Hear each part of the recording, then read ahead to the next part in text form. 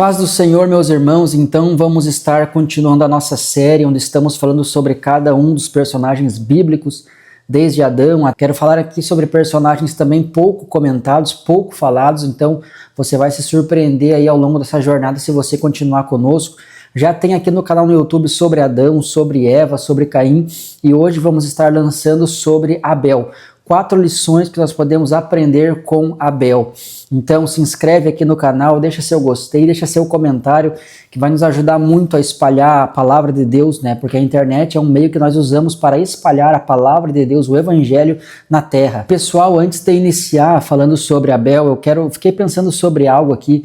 Nós estamos numa geração da dopamina barata, onde as pessoas ficam olhando um vídeo depois do outro, ali rolando o celular, passando para cima, no Instagram, no TikTok, em qualquer rede social aí, e as pessoas estão viciadas nesse tipo de vídeo. Não é a minha proposta aqui, a minha proposta é ensinar a palavra, é pregar a palavra que eu aprendo aqui, passar para vocês, mas tenham paciência, às vezes são vídeos um pouco longos, mas não siga essa onda do mundo. Ouve a palavra com calma, né, anota o que você quiser, acompanhe na sua Bíblia, tenho certeza que vai ser de grande crescimento espiritual para a tua vida, como tem sido para a minha. Então vamos lá, 4 lições que nós podemos aprender sobre Abel. Talvez você nunca tenha ouvido falar sobre as dispensações, eu quero explicar um pouquinho aqui sobre as dispensações. O que são isso? São períodos de tempos bíblicos, a quais nós chamamos sobre dispensações. Ao todo nós identificamos aqui pelo menos 7 dispensações.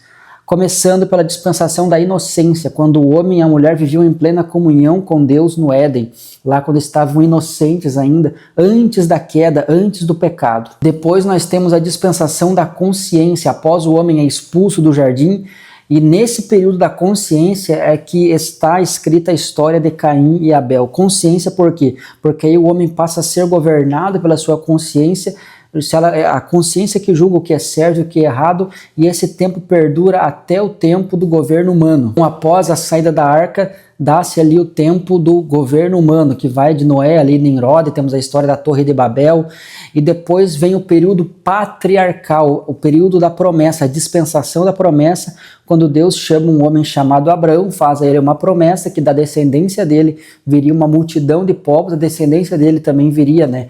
Ou seja, o Messias da descendência de Abraão. Daí nós temos aí Abraão, Isaac, Jacó, as 12 tribos, que vai então até a lei. A lei, que é já a nossa 5ª dispensação, na época do profeta Moisés. O profeta Moisés, ele tem essa incumbência, essa missão dada por Deus de instaurar a lei no meio do povo de Israel, e a lei perdura até o período da graça. Hoje nós estamos vivendo o período da graça, a dispensação da graça. A porta da graça está aberta, por isso é muito importante você que está escutando esse vídeo, que ainda não entregou a sua vida a Jesus, está escrito: buscai o Senhor enquanto se pode achar, invocai-o enquanto ele ainda está perto. E por último nós temos o período do milênio. Então eu só quis dar aqui uma breve exposição disso para você. Alguém que está ouvindo esse vídeo nunca ouviu falar nessas 7 dispensações, e fica então de ensinamento para nós aqui, sendo a última então o milênio, o reino de Cristo na terra, onde Cristo governará por 1000 anos.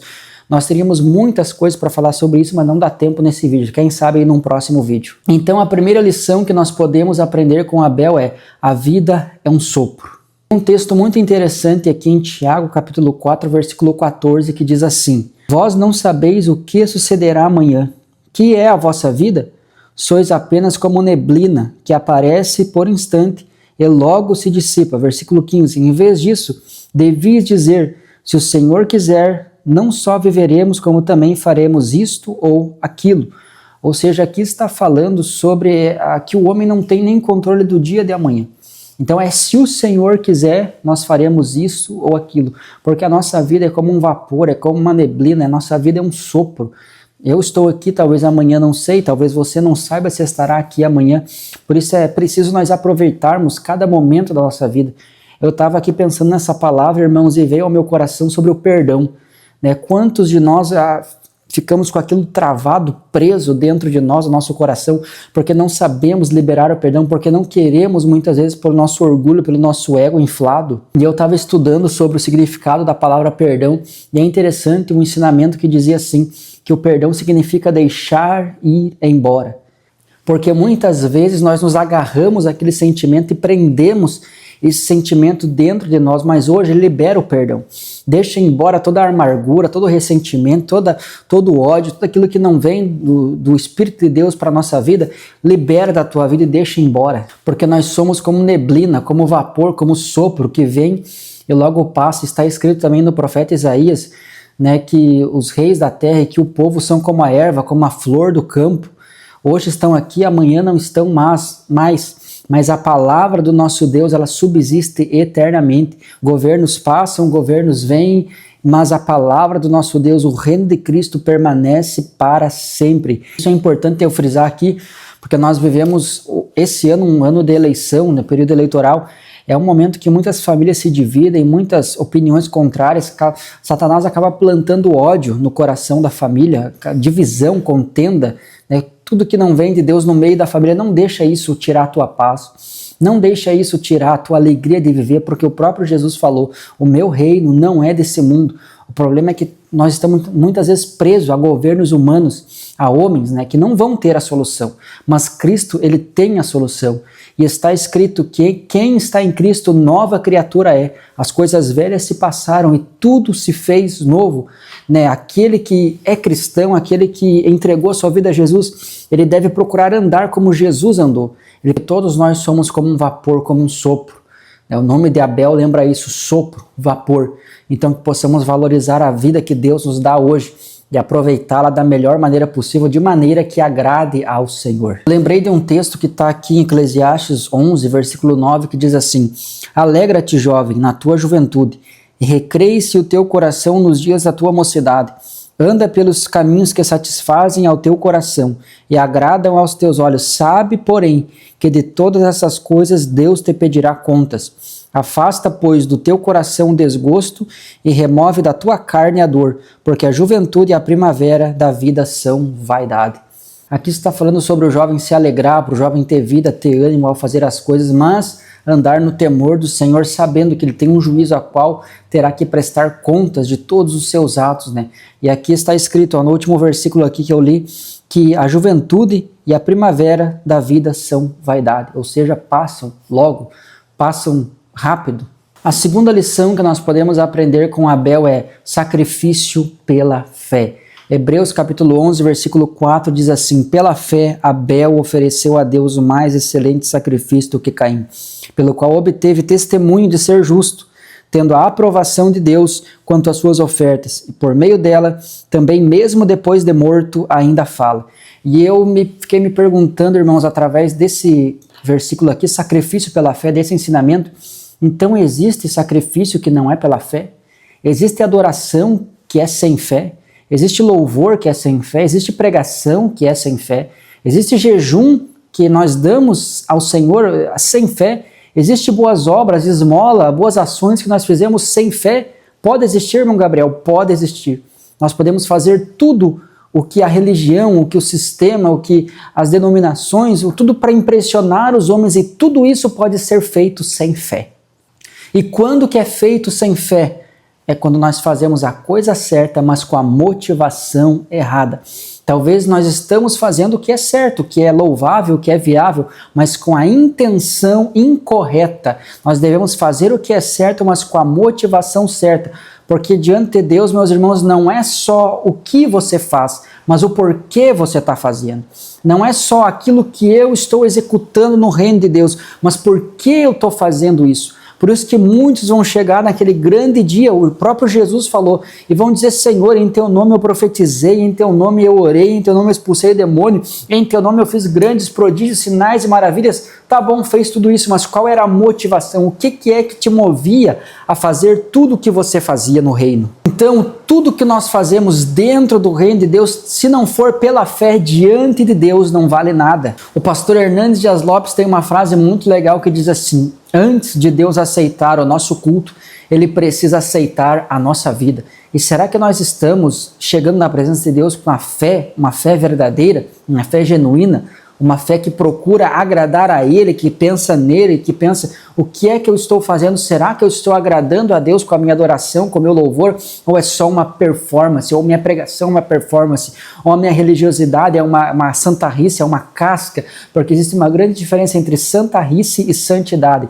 Santarrice é para mostrar para o outro, mas santidade é para mostrar para Deus o quanto você o ama. E muitas vezes nós fizemos mais isso no secreto do que no público. Sacrifício sem fé pode existir.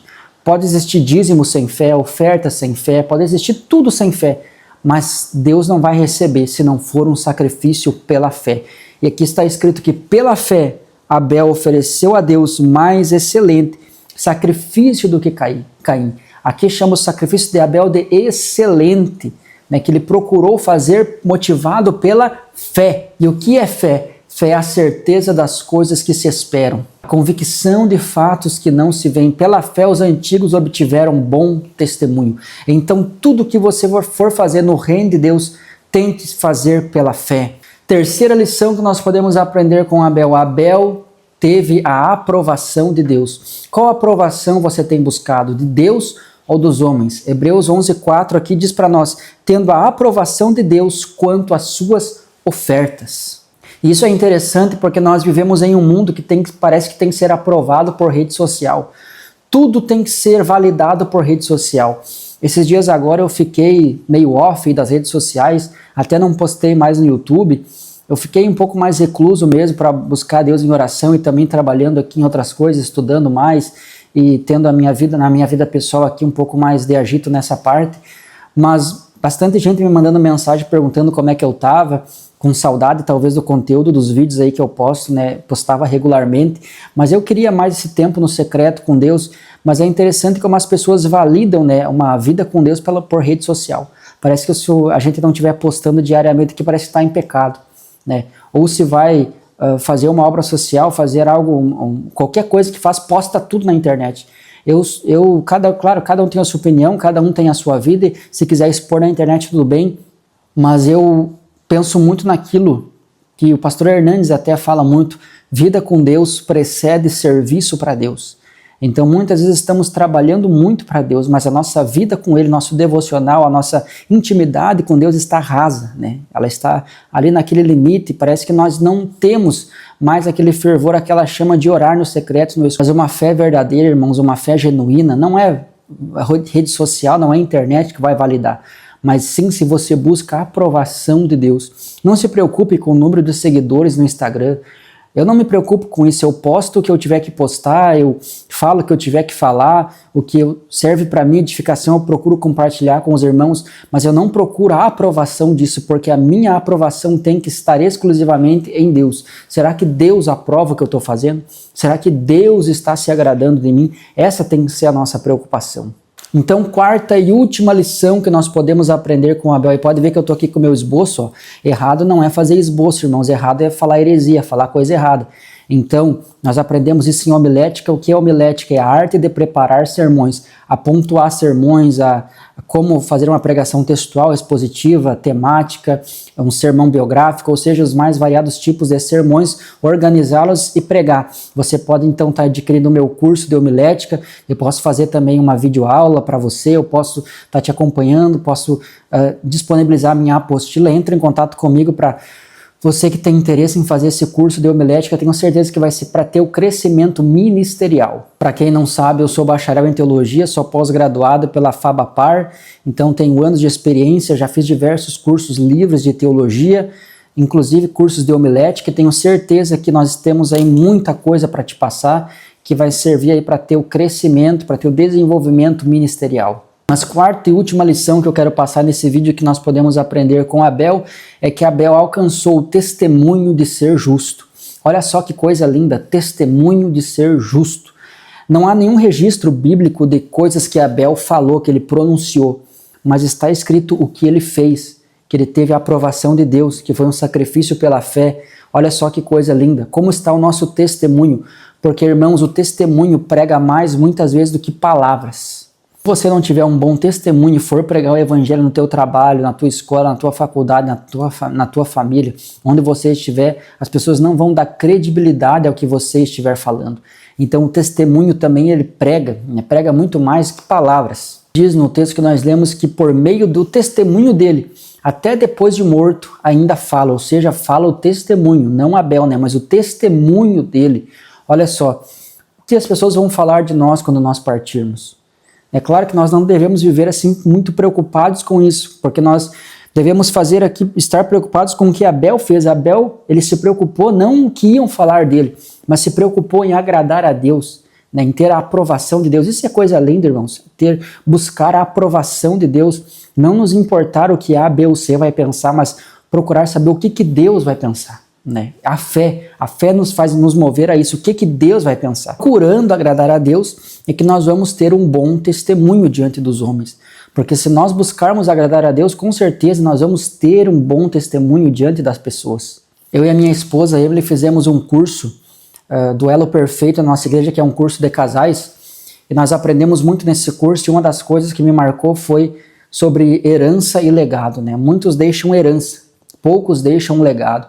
Qual legado você quer deixar? Qual testemunho você quer deixar?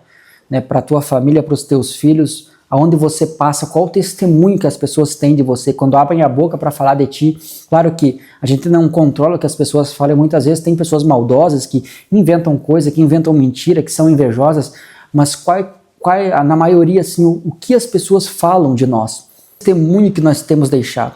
E com Abel nós podemos aprender que não é só o que falamos, mas é o exemplo. Né? Existe uma frase no meio militar que diz que as palavras convencem, mas o exemplo, ele arrasta. E aqui nós podemos aprender com Abel, que Abel, ele ofereceu as primícias do seu rebanho. Ele ofereceu o melhor que ele tinha, da gordura dos seus animais. Daquilo que ele poderia tirar de mais precioso, ele ofereceu ao Senhor. Porque como eu falei no vídeo de Caim, para algumas pessoas, e até nós mesmos fizemos isso muitas vezes, parece que para Deus qualquer coisa serve, qualquer coisa tá bom. Não. Nós precisamos nos atentar a isso, que para Deus Ele merece sempre o melhor. Faça o teu melhor, sem se comparar com o irmão, sem olhar para A, B ou C, mas o irmão canta melhor, o irmão prega melhor, o irmão isso e aquilo. Não, procure fazer o teu melhor, que você possa oferecer a Deus o teu culto racional, em verdade, em espírito, como Deus se agrada. Porque como está escrito, obedecer é melhor do que o sacrificar. Quem está preocupado em obedecer, com certeza o seu sacrifício vai ser aceito por Deus. Agora, quem só está preocupado em sacrificar e não em obedecer, pode ter certeza que o sacrifício deste não vai agradar a Deus. Essa era uma das grandes questões ali do povo de Israel, antes de serem cativos na Babilônia, que eles se preocupavam muito em rituais, em cultos, em estereótipos, em coisas em sacrifícios, mas não se preocupavam em obedecer a Deus, né? E Deus disse através do profeta Isaías no capítulo 1 que ele não se agradava de toda aquela parafernália, de tudo aquilo que tentavam assim convencer, parece, a Deus, e praticavam a maldade, e praticavam a iniquidade, a injustiça, mas não se preocupavam em obedecer a Deus e queriam sacrificar ao Senhor. Não, obediência vem antes do sacrifício. Deixa seu gostei, compartilha esse vídeo, se inscreve aqui no canal para me ajudar, acompanhe, maratone os outros vídeos, deixa seu gostei também, seu comentário. Deus abençoe, em nome de Jesus, um forte abraço, qualquer coisa aí me chama nas redes sociais, meu Instagram, Gabriel Agerte, meu Facebook, Gabriel Agerte da Silva, e aqui no YouTube você pode me encontrar. Deus abençoe, em nome de Jesus.